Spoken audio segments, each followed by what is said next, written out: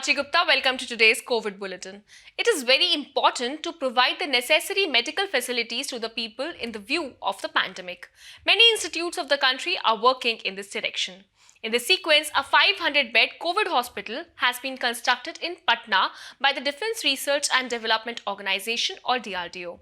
It also has 125 separate ICU beds. It was inaugurated by Sri Nityanand Rai, Honorable Union Minister of State for Home Affairs.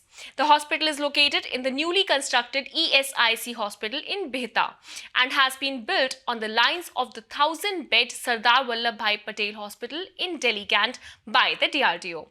The DRDO has provided infrastructure for the hospital such as the administrative block including doctor's room, triage area, visitors area and reception, 125 ICU beds with ventilators, monitors, 375 normal beds, 10 KL cryogenic liquid medical oxygen vessel, oxygen supply to every bed, PPE kits and sanitizers, CCTV surveillance system, housekeeping services including consumable items, pharmacy, medical pathology lab and more such amenities. Doctors and nurses and other supporting medical staff etc. for the hospital have been provided by the Directorate General Armed Forces Medical Services. Prime Minister Citizen Assistance and Relief in Emergency Situations or PM CARES Trust has allocated funds for the hospital. Another such hospital will be set up in Muzaffarpur. Indian Institute of Technology or IIT Tirupati has developed a machine to sterilize the air in a room within a few hours. This will help in combating the coronavirus, which initially attacks the respiratory system.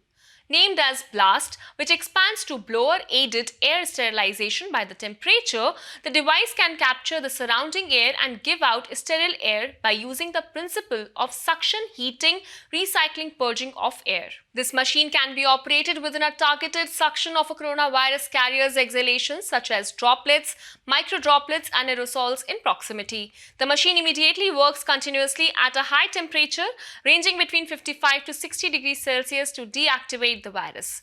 The institute has worked with an industry partner, Outstars Hospitality Solutions, a startup based in Bengaluru and Thiruvananthapuram, to develop the device, while the efficacy has been proved with the help of microbiological tests at IISER Tirupati. Let's hear more on this from Dr. Sunil Kumar Thamida, Associate Professor, Department of Chemical Engineering, Indian Institute of Technology, Tirupati.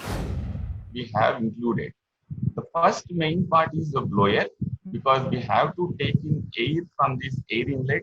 There is a blue colored pipe.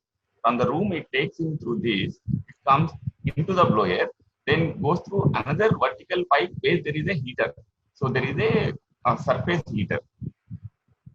And then it goes up. Part of it goes through the air outlet and remaining thing is recycled back to the air blower. So in a sense, the air keeps on recirculating here at a flow rate of 90 meter cube per hour.